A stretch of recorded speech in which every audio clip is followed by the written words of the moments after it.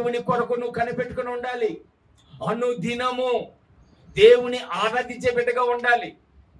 ఆరాధించే కుమార్తెగా, ఆరాధించే కుమారుడిగా ఉండాలి. అది ఆశ.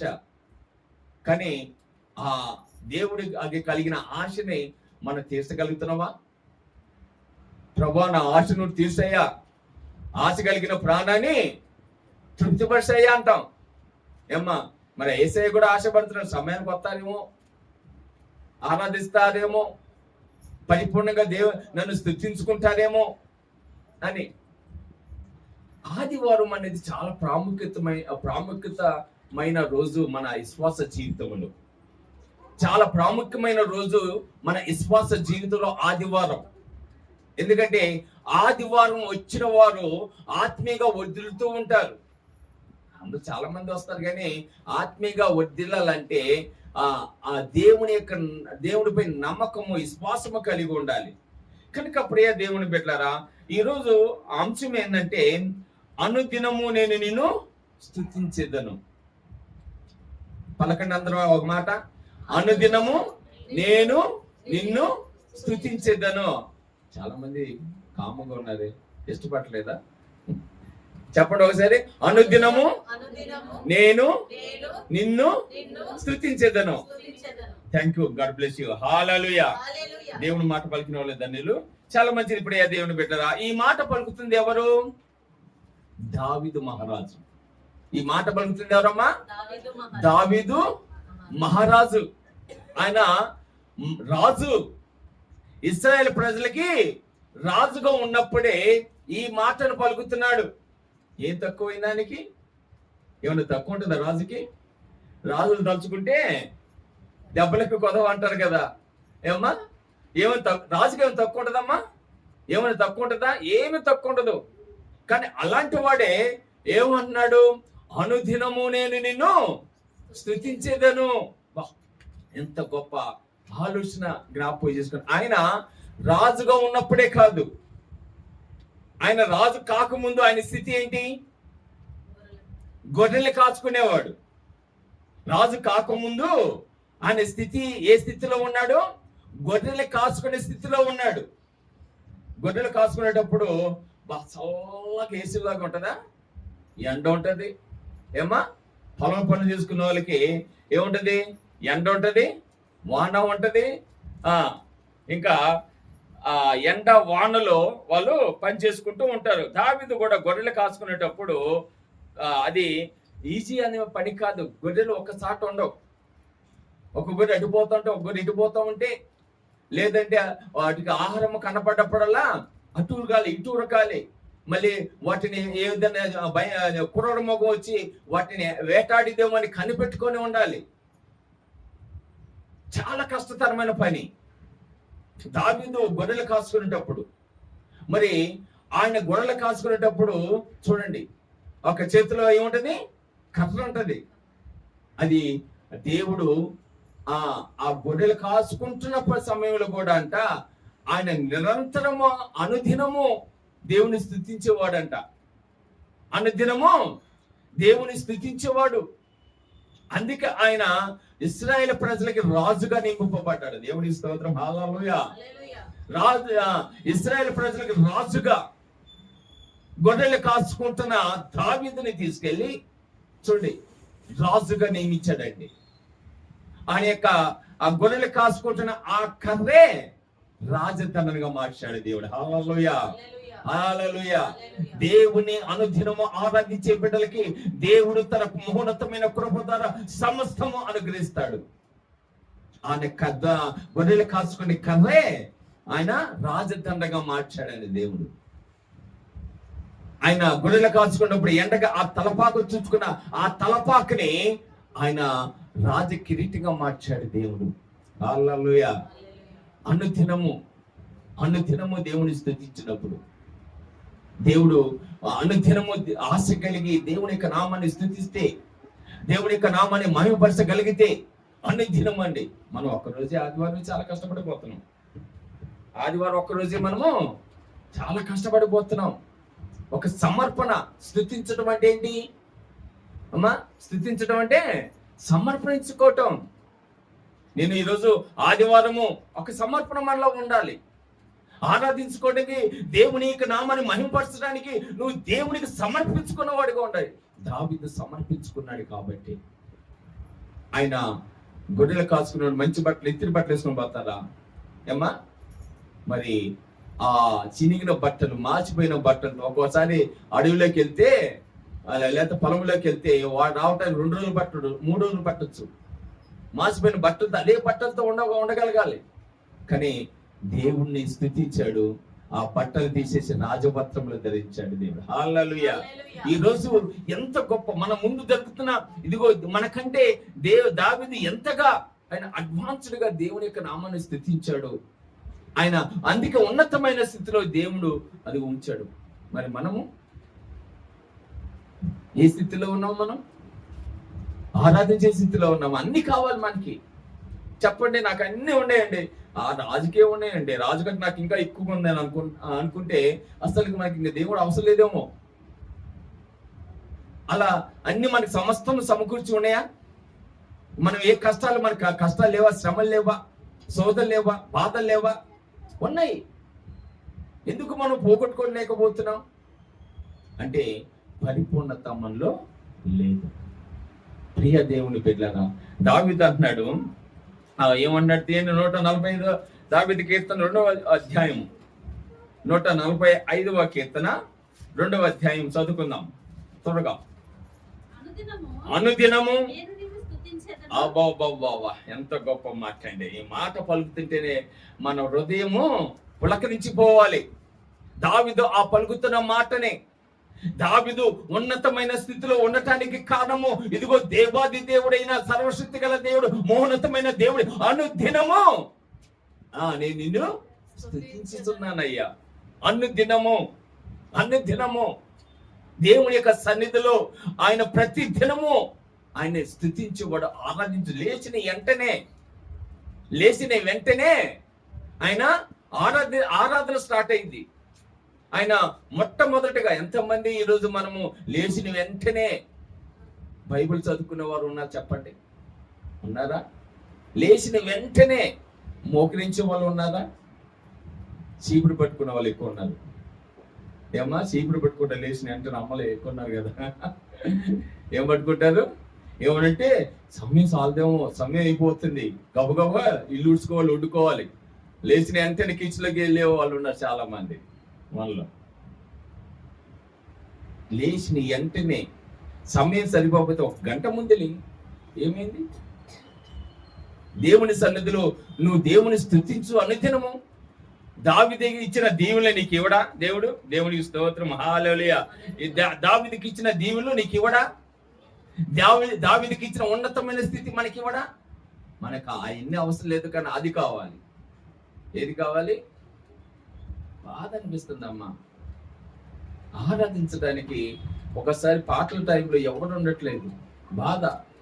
కానీ ఆ బాధ ఏదైనప్పటికీ దేవుని బిడ్డలో పిల్లలు కొంచెం జాగ్రత్త తెచ్చుకుని, బయట వాళ్ళు ఉన్నారు, పిల్లల్ని కొంచెం కంట్రోల్ చేసుకుని అక్కడిని బయటకు పాని కట్టమ్మా.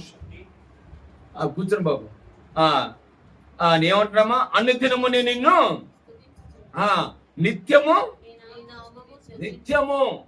నిత్యము పని బాట లేకుండా దావీదు ఆరాధిస్తున్నారేమో అనుకోవద్దు. పని బాటలే. ఆయన గొర్రెలు కాచుకునేటప్పుడు రాజుగా ఉన్న స్థితిలో, రాజుగా ఉంటే అసలు వాళ్ళకి ఎన్ని పనులు ఉంటాయో తెలుసా? రాజులకి వాళ్ళు మరి ఒక దేశాన్ని పరిపాలించాలంటే ఎంత కష్టం తనము.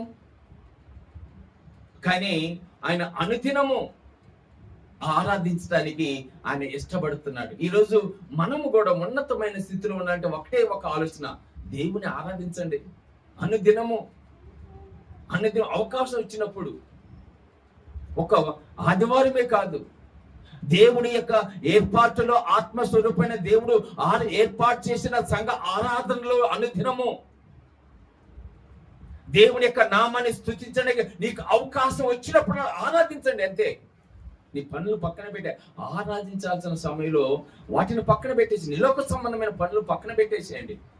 దేవునికి ఇంపార్టెంట్ ఇవ్వండి, దేవునికి ప్రధానమైన స్థానం ఇవ్వండి మీ హృదయంలో. అప్పుడు దేవుడు మిమ్మల్ని ఉన్నతమైన స్థితిలో ఉంచుతాడు. దేవుని స్తోత్రం, హల్లెలూయా. అందుకే 34వ కీర్తనలో 1వ వచనంలో ఎంత చక్కటి మాట మాట్లాడుతుంది వచ్చా. 31వ దావీదు కీర్తన 31వ దావీదు కీర్తనలో 1వ వచనం,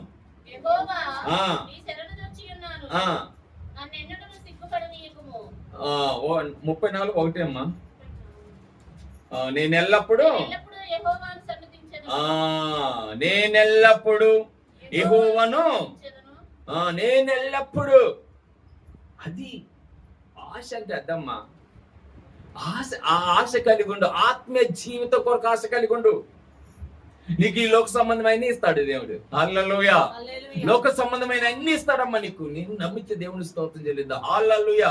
నువ్వు మొదటగా ఆయన రాజ్యమును, ఆయన నీతిని వెతకడానికి ఆశపడు. దేవుని సన్నిధిలో స్తుతించడానికి ఆశపడు. దేవుని యొక్క నామాన్ని ఆరాధించడానికి ఆశపడు. నేను ఎల్లప్పుడు నువ్వు ఎల్లప్పుడూ దేవుని ఆరాధిస్తే, నువ్వు ఎల్లప్పుడూ దేవుని మహిమపరుస్తూ ఉంటే దేవుడు నీ పట్ల గొప్ప కార్యములు చేస్తాడు. దేవుని స్తోత్రం, హల్లెలూయా. ఎలా అంట, నిత్యము ఆయన కీర్తి.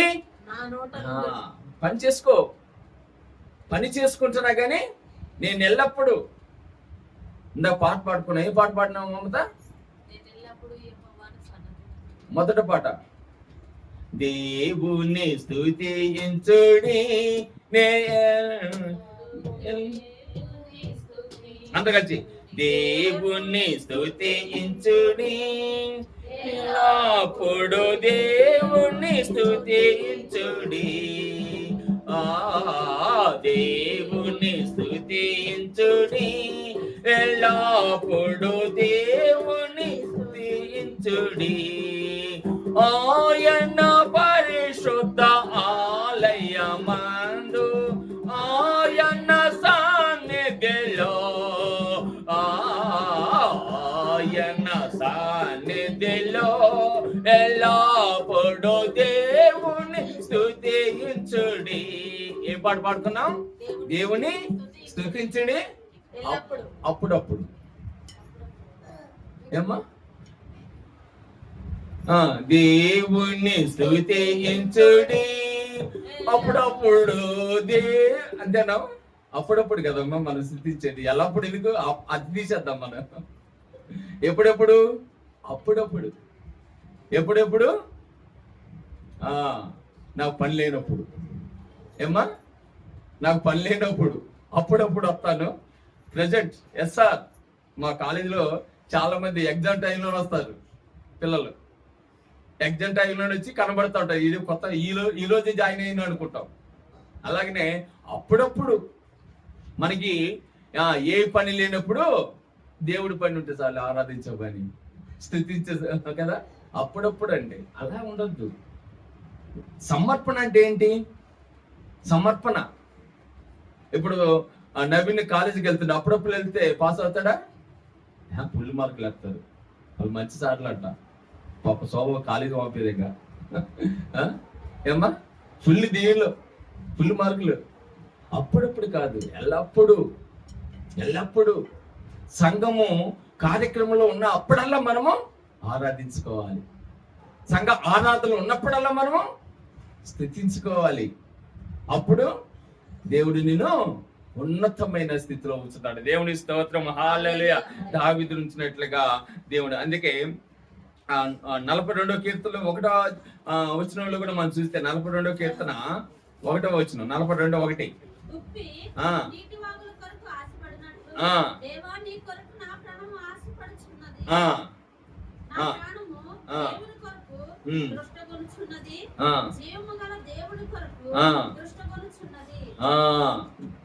దేవుని సన్నిధి నేను ఎప్పుడు, 2వ వచనం అనుకుంటా, దేవుని సన్నిధి నేను ఎప్పుడు వచ్చేదను. ఎలాంటమ్మా? ఎలాంట? దేవుని సన్నిధికి నేను ఎప్పుడు వచ్చిద్దను. బా అంటే ఆయన ఏం కలిగి ఉన్నాడు? ఆశ. ఈ ఆశ కలిగి ఉండు. దేవుని సన్నిధిలో నేను ఎప్పుడు కనపడాలి ప్రభా. బా ఎప్పుడు ఆదివారం వచ్చిందయ్యా, ఎప్పుడు ఆరాధించుకుంటా నీ సన్నిధిలో ఉంటాను, ఎప్పుడు కుటుంబ ప్రార్థన, నా కుటుంబంలో ప్రార్థన అంటే ఎప్పుడు ఇదిగో కుటుంబ ప్రార్థన జరిగింది, ఎప్పుడు విజ్ఞాపన ప్రార్థన, ఎప్పుడు ఉపవాస ప్రార్థన, ఎప్పుడు విజ్ఞాపన ప్రార్థన. బాబా అసలు మీ ఆశను బట్టి నేను ప్రార్థన మీద ప్రార్థన పెట్టాలి. ఏమ్మా మీరు నిద్రపోతున్నారు, నన్ను నిద్రపుచ్చుతున్నారు, నాకు కష్టమే లేదు సంఘంలో. అవునా కదమ్మా? కొంతమంది కొన్ని సంఘాల్లో మా పాస్టర్ గ్రూప్ లో చూస్తూ ఉంటాను, దాదాపు 124 సంఘాలు ఉన్నాయి హైదరాబాద్ లో. ఓన్లీ మా పాస్టర్ ఫెలోషిప్ లోనే వాళ్ళు 21 రోజులు ఉపవాస ప్రార్థనలు పెడతారు. అమ్మో 21 రోజులు వాళ్ళు ఆ విశ్వాసాలు అంత మంచోళ్ళు. 21 రోజులు ఉపవాస ప్రార్థన పెట్టించుకొని కాపాడుతో ఆత్మీయంగా ఎదుగుతున్నారు. మన సంఘంలో చూస్తే 365 రోజులు వద్దు, ప్రార్థనలు వద్దు, అంతే. సంఘంలో ప్రార్థనలు వద్దు. సంఘంలో ప్రార్థనల ద్వారానే మన కుటుంబం ఆశీర్వదించబడుతాం అనేది నమ్మితే దేవుని స్తోత్రం. హల్లెలూయా. సంఘంలో ప్రార్థనలు ఏమ్మా, సంఘం యొక్క ప్రార్థన గొప్పదా కాదా? పేతురు చెరసాలలో ఉన్నప్పుడు సంఘం అంతా ప్రార్థన చేసింది కదమ్మా, అవునా కదా? అప్పుడు సంఘం అంతా ప్రార్థన చేస్తే మరి పేతురుకున్న సంఖ్యలు ఏమని విడిపోయినాయి, తెగిపోయినాయి. సంఘము ప్రార్థిస్తే, పౌలు శిష్యులు ప్రార్థన చేస్తే చెరసాలు ఏమని అమ్మా బ్రద్దలైపోయినాయి. 2-3 నా నామములో కూడి ఉంటారు, వాళ్ళ మధ్యలో దేవుడు గొప్ప కార్యములు చేస్తాడు. వాళ్ళ మధ్యలో మనము వ్యక్తిగత ప్రార్థన కన్నా సంఘం ప్రార్థనకి ఎంతో విలువ ఉంది, ఎంతో దేవుడు ఇదిగో ఆ ప్రార్థన ఆలకిస్తాడు. దేవునికి స్తోత్రం. హల్లెలూయా. కనుక ఇక్కడ దావీదు అనుదినము ఆయన దేవుని స్తుతించాడు కాబట్టి అనుదినము. మరి మనం అనుదినము ప్రార్థన చేస్తుంటే ఏంటి మనకి లాభము? అనుదినము స్తుతిస్తుంటే ఏంటి మనకి లాభము అని కొంతమంది ఆలోచన కలిగి ఉండొచ్చు. అమ్మాయినండి, కొంతమందికి అనుమానం కలిగిందా, నాకేంటి లాభం కదా? మా ఇంటికి వస్తే ఏం తెస్తారు, మీ ఇంటికి వస్తే ఏమిస్తారు, స్వార్థం కదా. కానీ దేవుడు అలా కాదు. మనము కలిగిన ఆ ప్రేమను బట్టి మనని ఆయన కాపాడుకుంటాడంట. దేవుని స్తోత్రం. హల్లెలూయా. ఒకసారి దావీదు రాసిన కీర్తనలో 68వ కీర్తన తీయండి. 68వ కీర్తన 19వ వచనం.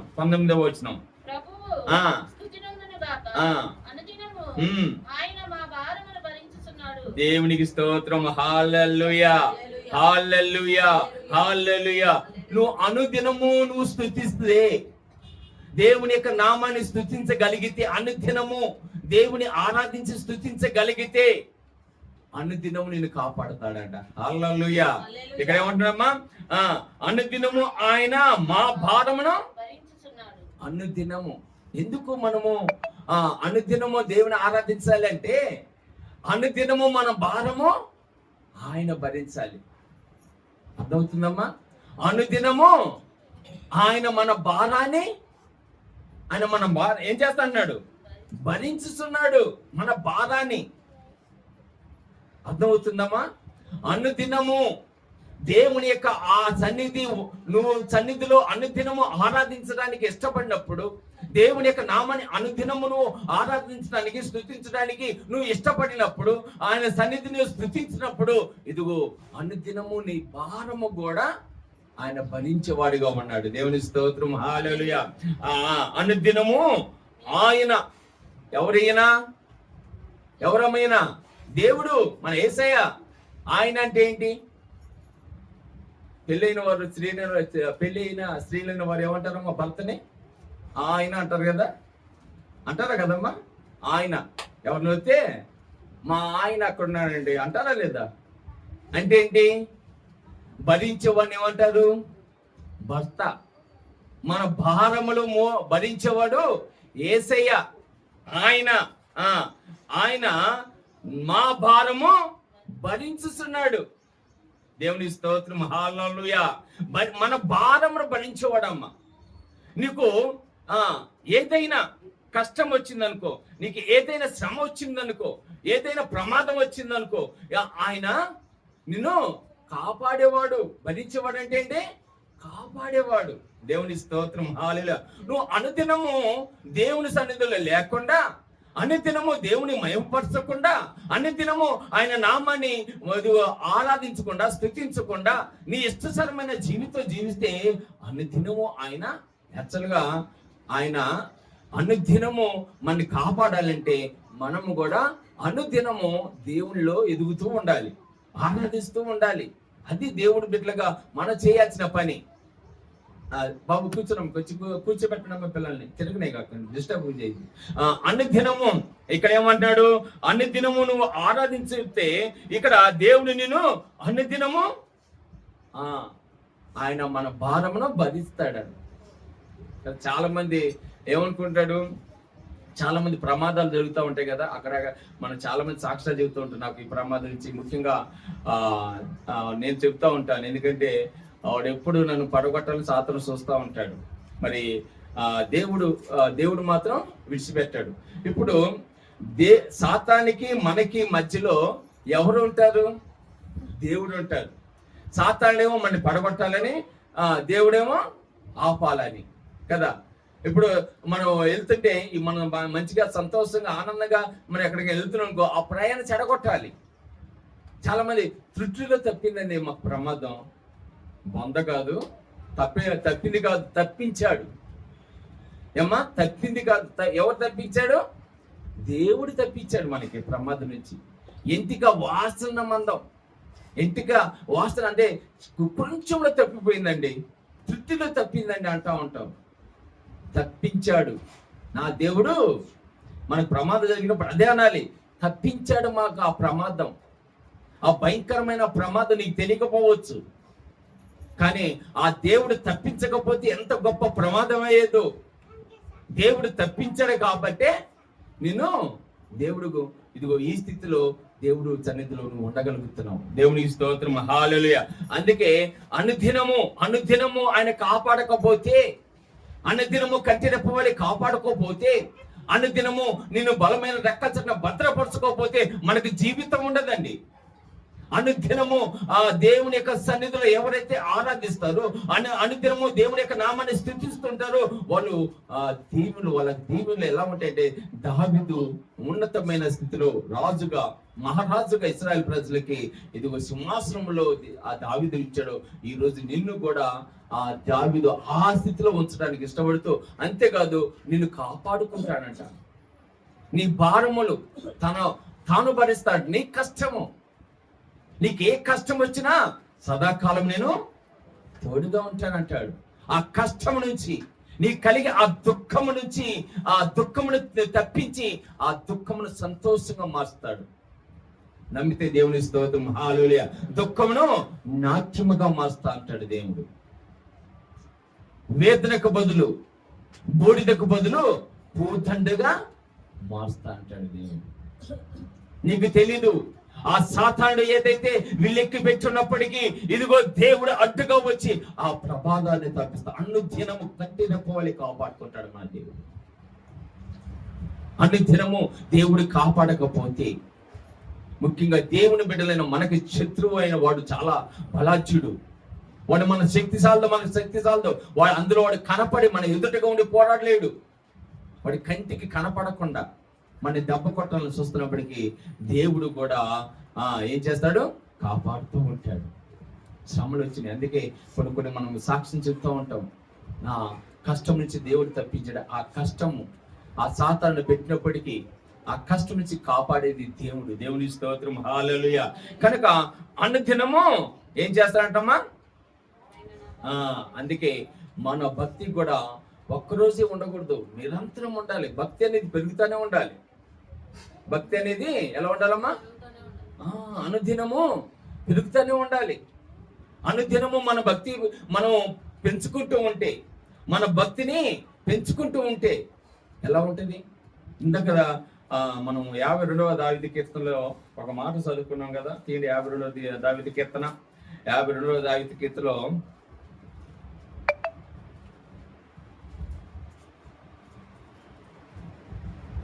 ఇక్కడ చూడండి, 2వ వచనం చదవండి అమ్మా. 52 మోసము చేయవాడా వాడిగల మంగళ కత్తివలి నీ నాలుక మోసము చేయవాడా. ఎవరి మేలు? మోసము. ఎవరి మోసము? దేవుని మోసం. ఒక మనిషిని మోసం చేస్తే అది ఆ మనిషిని మోసం చేసినట్టు కాదు. ఎవరిని మోసం చేసినట్టు? దేవుని మోసం చేసినట్టు. అవునా కదా? పోతిపొడిలో ఉన్న గృహంలో ఉన్న యోసేపు ఆ పోతిపొడి యొక్క భార్య నాతరా ఉండటానికి రామంటే నా దేవుని ఎదుట నేను పాపము చేయను అంటాడు. నా దేవుని ఎదుట నేను పాపము చేయను అంటాడు. దేవుని ఎదుట అంటే ఏంటి? ఆయన పక్కన ఎవరున్నాడు? దేవుడు ఉన్నాడు. అవునా కదా? ఆయన పక్కన దేవుడు ఉన్నాడని అనుకొని, దేవుడు ప్రతి చోట ఉంటాడు కదా, దేవుడు ప్రతి వారితో ఉంటారు కదా. ఒక వ్యక్తి అంట దేవుడు ప్రతి ఒక్కరితో ఉంటాడు. ఆకాశం కింద దావీదు అంటాడు కదా, అక్కడ ఉన్నావు, అగాధం కింద అక్కడ ఉన్నావు అనే వాక్యం చెబుతున్నాడంట. మన యువాన్సన్ లాంటి పిల్లోడు వచ్చేసి అన్ని చోట్ల దేవుడు ఎలా ఉంటాడు నాకు నిరూపించు అన్నాడట. అన్ని చోట్ల దేవుడు ఎలా ఉంటాడమ్మా? ఎక్కడైనా ఒకసారి ఉంటాడు కదా, అన్ని చోట్ల ఎలా ఉంటారు అని అతను ఇంకా తల తప్ప పాస్టర్ గారు చెప్పలేక ప్రార్థన చేసుకొని ప్రభుని అడిగినట్ట. ప్రభు ఎలాగయ్యా ఆ పిల్లోడికి సమాధానం చెప్పాలి నేను. అడిగిండు ఆ పిల్లోడికి నువ్వు అన్ని చోట్ల ఉన్నావు అని నిరూపించాలి. నేను మాట మాత్రం సెలవిస్తున్నావు, వాక్యంలో సెలవిస్తున్నావు, నువ్వు అన్ని చోట్ల ఉంటావు నాకు విశ్వాసం ఉంది, కానీ ఎలా ఆ బిడ్డకి నేను నిరూపించేది ఎలా అంటే దేవుడు మాట్లాడినట్ట. ఇదిగో బాగా పొన్న వెన్నెల ఉన్నప్పుడు ఒక 100 బిందెలు నీళ్లు పెట్టు, ఫుల్ నీళ్లు పెట్టు అన్నట్ట. సరే అన్ని బిందెల్లో నీళ్లు పెట్టినట్ట. ఆ పిల్లోని తీసుకొచ్చినట్ట. అరే చూడరా అన్నట్ట. ఆ బిందెలోకి పోతే చందమామ ఉందంట, ఈ బిందెలోకి పోతే చందమామ కనబడుతున్నట్ట. అన్ని 100 బిందెల్లో చందమామ కనబడుతున్నట్ట. దేవుడు ఇలా ఉంటాడరా అందరు హృదయములు అన్నట. దేవుని స్తోత్రం, హల్లెలూయా. అందరు హృదయములో దేవుడు అలా ఉంటాడండి. అందుకే దేవుడు మన దేవుడు ప్రతి ఒక్క చోట మనని కాపాడుకుంటా ఉంటాడు. అందుకే మోసము చేయవాడు వాడిగల మంగళ కత్తి వల్లే నీ నాలుక నాశనమును ఉద్దేశిస్తున్నది. మోసము మనకు తెలుసు. ఎన్నిసార్లు దేవుని యొక్క సన్నిధి నుంచి మనం ఆ మోసకరమైన ఆలోచన ద్వారా దేవునికి దూరం అయ్యామో. మోసం చేయొద్దండి. మనుషులు మోసం చేసిన దేవుని చేసినట్టే, దేవుని మోసం చేసిన దేవుని చేసినట్టే. కనుక ఇక్కడ ఏమంటాడు 6వ వచనంలో, నీతి మంత్రులు చూసి భయభక్తులు కలిగి. నీతి మంత్రులు అంట ఏదైనా చెడ పనులు చూస్తే భయం ఉంటది, వాళ్ళకి భక్తి ఉంటది. ఆరాధించుకున్న సమయంలో ఆరాధించుకోవాల్సిన ఆరాధించుకోవాలి, స్తుతించుకోవాలని ఒక భయం ఉంటది. ఆ భయభక్తి లేకపోతేనే ఈరోజు దేవుళ్ళు మనము ఎదగలేము. 8వ వచనం, నేనైతే దేవుని మందిరములో. హల్లెలూయా, ఎంత గొప్ప ఆలోచన. నేనైతే దేవుని మందిరములో నేను ఉండాలి. దేవుని మందిరంలో అంతే. దేవునికి స్తోత్రం, హల్లెలూయా. కనుక అప్పుడే దేవుని బిడ్డలారా, దేవుడు మిమ్మల్ని ఇదిగో అనుదినము కాపాడుకునేవాడు. నువ్వు అనుదినముగా దేవుని యొక్క సన్నిధిలో స్తుతించగలిగితే దేవుడు నిన్ను అనుదినము కాపాడుకుంటాడు. కంటే రెప్ప వాళ్ళే కాపాడుకుంటాడు. దేవునికి స్తోత్రం, హల్లెలూయా. విలాప వాక్యములో మనం జ్ఞాపకం చేసుకుంటే, విలాప వాక్యము ఇది మీద తెలతా ఉంటదమ్మా. విలాప వాక్యంలో 2వ అధ్యాయము 23వ వచనం. 2వ అధ్యాయము 23వ వచనం తీసారా? 2వ అధ్యాయం దొరకట్లేదా?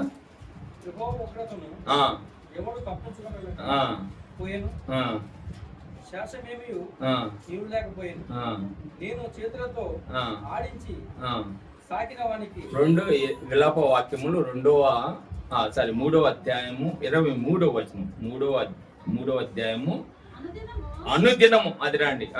అనుదినము దేవుని స్తోత్రం. హల్లెలూయా. అనుదినము నూతనముగా ఆయనకు ఎవరి మీద వాత్సల్యం పుట్టాలమ్మా? ఎవరి మీద వాత్సల్యత పుట్టాలి? నీ మీద అనుదినము వాత్సల్యత చూపిస్తాడంట దేవుడు. హల్లెలూయా.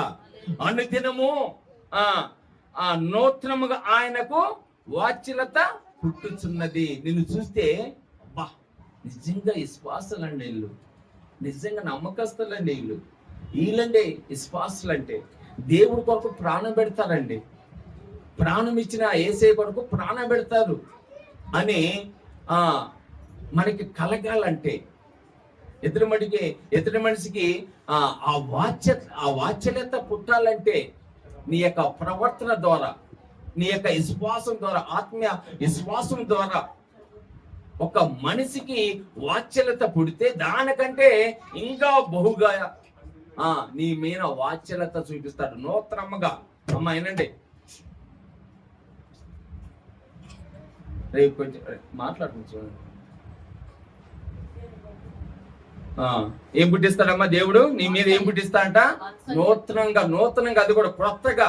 అసలు మనం చూస్తే ఆయన అసూయపడాలి, కానీ ఆయన ప్రేమ కలిగిన దేవుడు అమ్మా. ఏముంది మనలో ఆయన ప్రేమించడానికి? ఏముంది చెప్పండి? దేవుడి కొరకు మనం ఏం చేస్తున్నాము?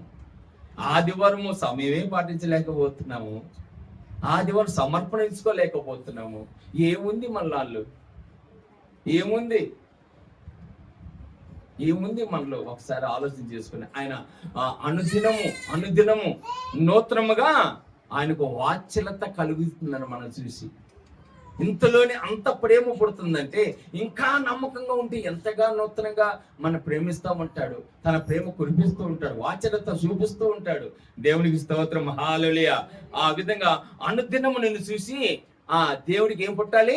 వాత్సల్యత పుట్టాలి. ఈరోజు గుండెల మీద చేసుకోండి, నన్ను చూసి దేవుడు వాత్సల్యత నూతనంగా పుట్టించుతున్నాడని నమ్మకం ఉందా మనకి? ఉండాలంటే నువ్వు దావీదు వలె ఏ విధంగా ఉండాలి? అనుదినము నేను నిన్ను స్తుతించుతున్నానయ్యా అనే ఆలోచన రావాలి. దేవుని స్తోత్రం. హల్లెలూయా. హల్లెలూయా. కనుక దావీదు రాసిన కీర్తనలో కూడా ఆ మాట్లాడుతుంది. 78వ దావీదు కీర్తన 38వ వచనం. అయితే ఆయన వాత్సల్యం సంపూర్ణై వాణ్ణి నశింప చేయక, అపరాధ భావంతో ఉన్నా కానీ ఎందుకు ఇంకా దేవుడు కాపాడుకుంటున్నాడు? ఎందుకు మనం నశింప చేయకుండా తన ప్రేమలో భద్రపరుచుకుంటున్నాడు అంటే ఆయన ఇంకా మారుతారేమో అని ఆయన నశింప చేయక సమయం ఇస్తున్నాడు. గ్రహించలేకపోతున్నాం మనం. వాత్సల్యత ఆయన ఎవడైతే ఆ వాత్సల్య సంపూర్ణుడైన వాడిని నశింప చేయక దేవుడు మన నిరంతరము తన వాత్సల్యం చేత మన జ్ఞాపకం చేసుకుంటా. అనుదినము నేను కాపాడంటే దేవుళ్ళు అనుదినము నువ్వు ఎదుగుతూ ఉండాలి. దేవుని స్తోత్రం. హల్లెలూయా. హల్లెలూయా. ప్రియ దేవుని బిడ్డలారా, దావీదు గురించి మనం ఒకసారి దానియేలు గురించి మనం ఒకసారి జ్ఞాపకం చేసుకుంటే దానియేలు గ్రంథము 6వ అధ్యాయము దానియేలు గ్రంథము 6వ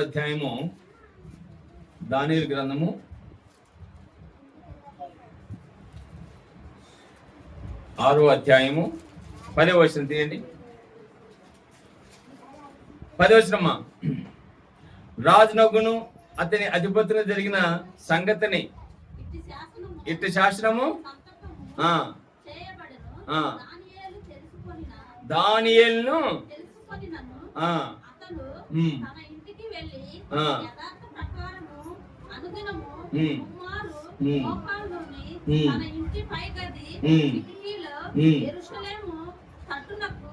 తెరవబడి ఉండగా తాను దేవునికి ప్రార్థన చేయొచ్చు ఆయనను స్తుతించుచువచ్చెను. దేవుని స్తోత్రం. హల్లెలూయా.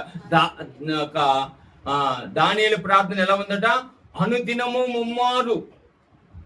ఏం అర్థమవుతుందా? అనుదినము ముమ్మారు, ప్రతిరోజు 3 సార్లు మనం ప్రార్థన చేస్తాం. ఎప్పుడు? టిఫిన్ చేసేటప్పుడు దేవా నీకే స్తోత్రం మాకు ఆత్రం, ఇప్పటికనే మీకు వెళ్తాం అనా. మళ్ళీ మధ్యాహ్నం భోజనం చేసేటప్పుడు దేవా నీకే స్తోత్రం మాకు ఆత్రం, తర్వాత లంచ్. అసలు ఆ ప్రార్థన చేసే ఉన్నారా?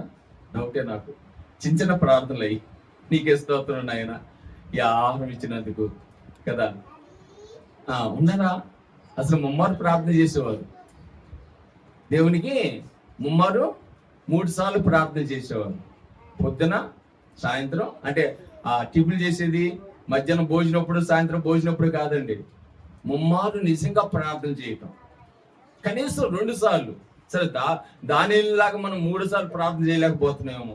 కనీసము పొద్దున లేచేటప్పుడు ఫస్ట్ సమయాన్ని దేవుని సన్నిధిలో మోకరించటం, తర్వాత పనుకునేటప్పుడు దేవుని సన్నిధికి కృతజ్ఞత ప్రార్థన చేసుకోవటం ఉందా అలవాటు మనకి? ఉందా? ముమ్మారు అనుదినము. ఒక్కరోజు కాదండి. ఈ రోజు నాకు కుదిరింది చేసుకున్నారు, రేపు కుదరలేదు కాదు. దానికి సమయము కంపల్సరీ సమర్పించుకోవాలి. అదే సమర్పణ అంటే, అదే విశ్వాసులు అంటే, అదే నమ్మకస్తులు అంటే. ఉన్నారా? ముమ్మారు ప్రార్థన చేసే వాళ్ళు ఉన్నారా? కనీసం 2 సార్లు ప్రార్థన చేసే వాళ్ళు ఉన్నారా? ఇక్కడ ప్రియ దేవుని పెట్టారా? ఇక్కడ ఏమంటాడు? అనుదినము ముమ్మారు మోకాల నుంచి. ఎందుకు ఆయన అలా ప్రార్థన చేస్తున్నాడు చూడండి. ఆయన ప్రార్థనకి ముమ్మార్లు ప్రార్థన చేసుకోకుండా ఒక ఏమొచ్చిందంట మనకు చూద్దాం కదా. అక్కడ 10వ వచనంలో ఇట్టి శాసనము సంతకం చేయబడిను. ఇట్టి శాసనము. అయ్యా దానియేలు, నువ్వు ఈ రోజు నుంచి ప్రార్థన చేయొద్దు మీ దేవునికి. ఎవరికి ప్రార్థన చేయొద్దు? నీ దేవునికి ప్రార్థన చేయొద్దు. ఇదిగో మేము పెట్టిన ఈ యొక్క విగ్రహానికి ప్రార్థన చేయాలి. ఏదైనా పూజలు ఉన్నాయంటే మా దేవునికే ప్రార్థన చేయాలి, మా బయలు దేవునికే ప్రార్థన చేయాలి, మేము పెట్టిన విగ్రహానికే ప్రార్థన చేయాలి. మీ దేవునికి ప్రార్థన చేసుకోకూడదు. అక్కడ శాసనం వచ్చిందండి. అక్కడ ఏమొచ్చిందమ్మా? శాసనం వచ్చింది, రూల్స్ వచ్చింది. ఈ దేశంలో ఉన్న ప్రతి ఒక్కరు ఏం చేయాలి? ఈ విగ్రహానికే ప్రార్థన చేయాలి. మన దేశంలో వస్తేమో రాను రోజుల్లో. అలా ఉన్నప్పుడు దావీదు ఏమనుకున్నాడు తెలుసా? ఎట్టయినా గాని, నా ప్రాణాలు పోయినా గాని నేను మాత్రం చేసేది దేవునికి. ఆయన ఆగలేదు, సాగిపోయాడు. సాగిపోదును ఆగిపోను నేను, సాగిపోదును ఆగిపోను నేను, విశ్వాసములో నేను ప్రార్థనలో నేడు. విశ్వాసములో ఎలాగా? విశ్వాసంలో సాగిపోయేవారుగా ఉండాలి, ఆగిపోయేవారుగా ఉండకూడదండి. ఇప్పుడు నీకు అవసరం వస్తే ఆగిపోతావు అంతే. అదేమంటారు? మోసం. ఇందాక మనం దావీదు కీర్తన 52వ అధ్యాయంలో చదువుకున్నా కదా. మోసం అది. నీ ఇష్టానికి నువ్వు పని లేకపోతే వచ్చేది, నీ పని ఉంటే వదిలిపెట్టి దేవుని దగ్గర సన్నిధి వెళ్ళిపోవటం, దేవుని ఆరాధించుకుని ఉండటం, అది మోసం. సాగిపోయేవారు, దేవుని సన్నిధిలో భయభక్తులు కలిగి సాగిపోయేవారు. వాళ్ళు దావీదును ఏ విధంగా అయితే ఆశ్రయించాడు. ఇక్కడ దానియేలు జీవితాలు కూడా చూడండి. ఆయన ఇట్టి శాస్త్రం వెలబడింది, ఆరాధించుకోవద్దు అంతే. ఈ రోజులో క్రైస్తవులకు వస్తున్న ఇబ్బందులు, మొదటి ఆది సంగమ కాలంలో వచ్చిన శ్రమలు వస్తున్నాయి. గుడుల్ని, మందిరాలను కూల్చేస్తున్నారండి. మందిరాలను ఏం చేస్తున్నారమ్మా? కూల్చేస్తున్నారు, లేకుండా చేస్తున్నారు. సేవకుల్ని కొడుతున్నారు, చంపేస్తున్నారు, హింసిస్తున్నారు, శ్రమల పాలు చేస్తున్నారు, కష్టాలు పెడుతున్నారు, బాధలు పెడుతున్నారు. కానీ మనము ఎన్ని వచ్చినప్పటికీ ఏమవ్వాలి? మన ఒక చర్చిని, ఆదివారం ఒక చర్చిని వాళ్ళు వచ్చేసి పడగొడుతుంటే వాళ్ళు కిందికి వెళ్ళిపోయి సంఘం అంతా ప్రార్థన చేసుకుంటున్నారు. వాళ్ళు అడ్డుపాల, వాళ్ళు చల్లచెదిరైపోవాలి, భయపడి ఇళ్ళకెళ్ళిపోలేదు. ఆ సంఘం అంతా ఏం చేస్తుంది? ఒక చెట్టు రోడ్డు మీదకి పోయి కూర్చుని ప్రార్థన చేసుకుంటున్నారు. ఇది నిజమైన సంఘం అంటే. మనం ఏం చేస్తాం? వచ్చింది అవకాశం తిరు, ఎక్కడే మేము ఆరాధించుకునేది. మాకు అసలు భయం పుడుతుంటే వాడు పుడతారేమో, సొంతారేమో, భయం పుట్టేస్తుంది మాకు. భయం పుట్టేస్తుంది మాకు కదా. ఎంతమంది ఈరోజు ఎంత విశ్వాసం మనలో ఉంది. ఎన్ని అడ్డంకులు వచ్చినా దేవుని మీద ఆధారపడే జీవితం మనకు ఉండాలి. ఇప్పుడు దేవుని బిడ్డలారా, విశ్వాసాన్ని ఆరాధించుకోవడానికి నువ్వు త్రుటి లేకుండా ఇదిగో బలము కలిగి ఉండాలి. దేవుని యొక్క నామంలో నువ్వు శక్తివంతంగా నిలబడాలి దేవుని కొరకు. రానున్న రోజుల్లో క్రైస్తవులకు రేషన్ కార్డులు ఉండవండి. రేషన్ కార్డులు ఉండవు, రేషన్ ఇవ్వు. ముందు చెప్పావు పాస్టర్ గారు, ప్రేసులాడయ్యా, రేపు నుంచి నీ సంఘానికి రానయ్యా, ముందే చెప్పావు కాబట్టి. ఏమ్మా రేషన్ కార్డు లేకపోతే మనం బ్రతకలేమా అమ్మా, బ్రతకలేమా? నువ్వు ఇక్కడ రేషన్ కార్డు లేకపోయినా కానీ ఆ నిత్య జీవులు దేవుని యొక్క జీవ గ్రంథంలో నీ పేరు ఉంటుంది. దేవునికి స్తోత్రం, హల్లెలూయా. జీవ గ్రంథంలో నీ పేరు ఉంటుంది. ఆ జీవ గ్రంథంలో నీ పేరు ఉంటే చాలు, నువ్వు నిత్య జీవులోకి ఉంటావు. ఈ రేషన్ కార్డు ఎందుకు మనకి? ఆ బియ్యాన్ని తెంచడం మనం, కానీ కార్డు అయితే కావాలి. అమ్మ ఒడిలు, తల్లి వందనాలు ఉండవు అక్కడ. ఇంకా రానున్న రోజుల్లో క్రైస్తవులు అన్నబడిన వారికి ఏ స్కీములు ఇవ్వబడరు. చాలు ఇవ్వపోయినా పర్వాలేదు. శారేపత్రి విధరాన్ని దేవుడు ఆమెను పోషించలేదా? పట్టెడు పిండి, కొంచెము నూనె, గుడ్డిలో. చుట్టూలు ఏముందమ్మా? పట్టెడు పిండి, గుడ్డిలో కొంచెం నూనె. దేవుడు పోషించలేదా? 3 సంవత్సరాలు వర్షం లేక కరువులు ఉంటే ఏలియా అదిగో ఆ కొండ ఒక నదిలో దాక్కుంటే ఆహారం పంపలేదా దేవుడు? పోషించలేదా దేవుడు? నేను మన పోషించడా మన్ని? నమ్మితే దేవుని స్తోత్రం, హల్లెలూయా. ఇక్కడ ఇదిగో ఆయన బెదరలేదు. అట్టి శాసనం వచ్చినప్పటికీ నువ్వు ఈ దేవునికి మొక్కకుండా మీ దేవునికి మొక్కుంటే నిన్ను సింహాల బోనులో వేస్తారు. సింహాల బోనులో వేస్తారు. అయినా భయపడలేదు. దేవుని యొక్క నమ్మకంతో, విశ్వాసంతో ఆయన మోకరించి ప్రార్థన చేస్తూనే ఉన్నాడు. పోనీ సింహాల బోనులు వేసుకొని నేను మరణిస్తాను కానీ ఇతరుల దేవుళ్ళకి నేను నమస్కరించను. నేను దేవుని సన్నిధిలో ఆదివారం రోజు నేను తప్పకుండా దేవుని సన్నిధిలో ఉండాలి. ఎంత లాభం వచ్చి నాకు అవసరం లేదు, దేవుని ఆరాధించుకోవటం నాకు ముఖ్యం. అది ఆ విశ్వాసంతో దానిలో నమ్మకంతో ఉన్నాడు. ఆ సింహాల బోనులు వేసినా దేవుని ఏమయ్యాడమ్మా? ఒక సింహాలకు ఆహారం కాకుండా కాపాడాడు. దేవుని స్తోత్రం, హల్లెలూయా. అంతేకాదు, ఎవడైతే ఈ కుట్ర చేసాడో, అసలు దానియేలు గురించే కుట్ర చేసినట. దానియేలుని ఆరాధించుకోకుండా దేవుని మహిమపరచకుండా చేయాలని ఆ ప్లాన్ చేసిన వాళ్ళు ఎవరైతే ఉన్నారో ఆ రాజు వాళ్ళని పట్టుకుని ఆ సింహాలకు ఆహారంగా వేసాడమ్మా. దేవుని ఎంత గొప్ప దేవుడు, హల్లెలూయా. నీకు ఎవరైతే కష్టం తలాంచాలని చూస్తున్నారు, ఎవరైతే నీకు ఇబ్బంది పాలు చేయాలని చూస్తున్నాడో దేవుడు మనపక్షంగా ఉండి కార్యం చేస్తాడు. దిగులు పడాల్సిన పర్లేదు. దేవుని స్తోత్రం, హల్లెలూయా. కనుక మనము దేవుని యొక్క సన్నిధిలో నమ్మకంగా, విశ్వాసంగా ప్రార్థన చేస్తే అనుదినము నిన్ను దేవుడు కాపాడుకుంటాడు. దేవుని స్తోత్రం, హల్లెలూయా. అపొస్తలుల కార్యములు 17వ అధ్యాయము, లాస్ట్ మాట చెప్పి ముగిస్తాను. 17వ అధ్యాయము అపొస్తలుల కార్యములు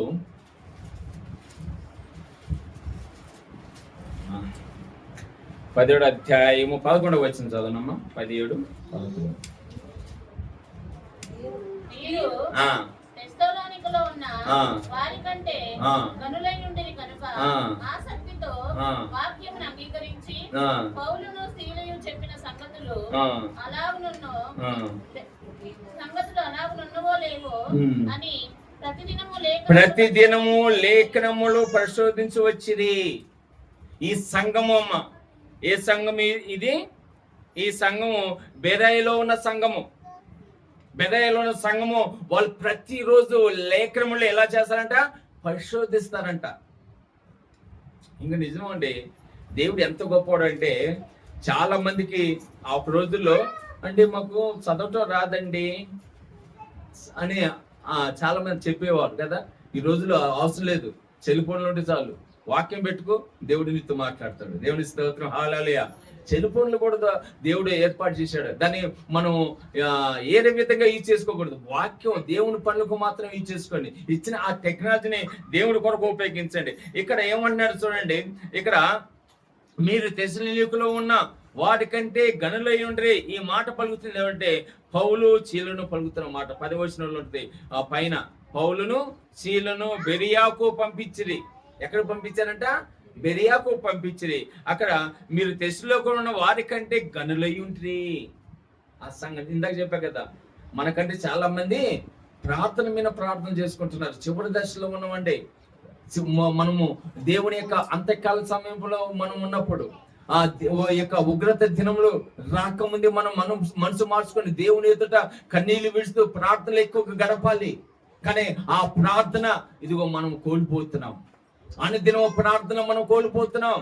దేవుని సన్నిధిని కోల్పోతున్నాం. మనం అట్ట ఆశ కలిగి ఉంటే దేవుడు మనని నిరంతరము కాపాడుకుంటాడు. ఇదిగో వాళ్ళకంటే మీకంటే బెరాయిలో ఉన్న సంఘము అనుదినము ప్రతి దినము లేఖములు పరిశోధిస్తున్నానంట. దేవునికి స్తోత్రం, హల్లెలూయా. ప్రతి దినము అంటే ప్రతి దినము లేఖనముల ద్వారా పోషించబడుతున్నారు. ఇందాక చెప్పా కదా, సారేపతి వివరాలు ఏ విధంగా అయితే పోషించబడిందో ఆ కొండ మీద ప్రసంగం యేసయ్య ఇదిగో 2 చేపలు 5 రొట్టెల్ని 5,000 మంది భుజించగా ఇంకా 12 గంపలు సమృద్ధిగా మిగిలిపోయినాయి. దేవుడు సమృద్ధిస్తాడండి. నువ్వు వాక్యము కొరకు, నువ్వు సమృద్ధమైన వాక్యం కొరకు ఆశపడు, నీకు ఈ లోక సంబంధమైన ఆశీర్వాదాలు వస్తాయి. ఈ లోక సంబంధమైన దేవుడు నీకు అనుగ్రహిస్తా ఉంటాడు. కనుక ప్రియ దేవుని బిడ్డలారా, అనుదినము దేవుని కొరకు అనుదినము నువ్వు ఆశ కలిగినప్పుడు అనుదినము నేను దేవుడు కాపాడుకుంటాడు. తర్వాత అనుదినము నేను తన కృపలో తన ప్రార్థన జ్ఞాపకం చేసుకుంటాడు. దానియేలు జీవితం లాగా ఇక్కడ బెరాయ సంఘము ఏ విధంగా అయితే అనుదినము లేఖములు పరిశోధించిందో ఆ విధంగా మనం ఆత్మీయంగా బలపడుతూ ఉంటాం. కనుక ఈ ఆలోచన గ్రహించుకొని అనుదినము దేవుని సన్నిధి ఉన్నప్పుడల్లా మనము ఆరాధించుకోవటానికి ఇష్టపడేవారుగా ఉండాలని ప్రభు బయట మనం చేసుకుంటూ, ఆ విధంగా దేవుని యొక్క మౌనతమైన ఆశీర్వాదం అనుదినము దేవుని స్తుతించినప్పుడు దావీదు ఏ విధంగా అయితే ఆశీర్వదించబడ్డాడో, ఆ దానియేలు ఏ విధంగా అయితే కాపాడబడ్డాడో, మరి ఆ బెరాయిలో ఉన్న ఆ సంఘం ఏదైతే అనుదినము దేవుని యొక్క వాక్యాన్ని పరిశోధించి తెలుసుకున్నారు, ఈరోజు అలాంటి సంఘముగా మనం ఉండాలని కోరుకుంటూ ఈ మాటలు ముగిస్తున్న కొద్ది మాటలు దేవుడు దీవించి ఆశీర్వదించిన గాక. ఆమె చిన్న ప్రార్థన, కళ్ళు మూసుకున్నట్లయితే వాక్య నిమిత్తమైన ప్రార్థన చేసుకుందాం. ఎన్నో వాక్యాన్ని బట్టి ఎవరికొళ్ళు దేవుడు నాతో